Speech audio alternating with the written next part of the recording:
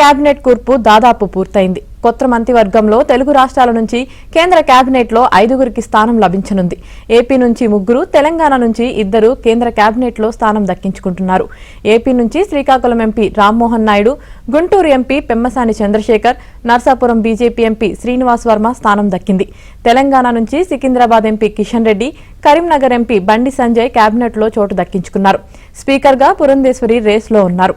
కొత్త మంత్రులుగా ప్రమాణ స్వీకారం చేయనున్న వారితో మోదీ సమావేశమయ్యారు.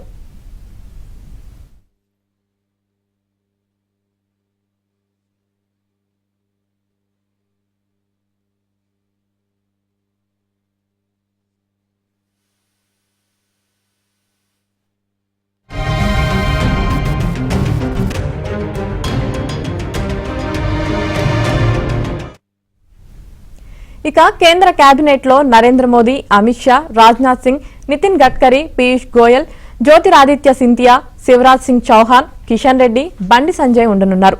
అలాగే అనురాగ్ ఠాకూర్, కిరణ్ రిజిజు, అశ్విని వైష్ణవ్, ప్రహ్లాద్ జోషి, మున్షుక్ మాండవీయ, రావు ఇంద్రజిత్ సింగ్ కేబినెట్ లో స్థానం దక్కించుకున్నారు.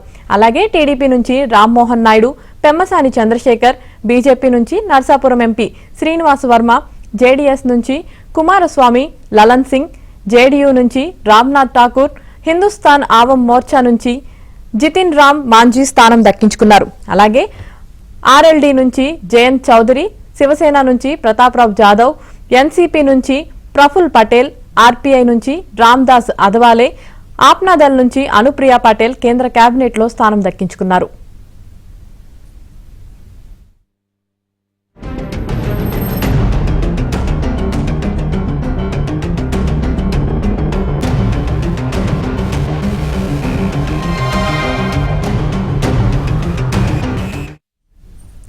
మూడోసారి ప్రధానమంత్రిగా నరేంద్ర మోదీ మరికొద్ది గంటల్లో ప్రమాణ స్వీకారం చేయనున్నారు.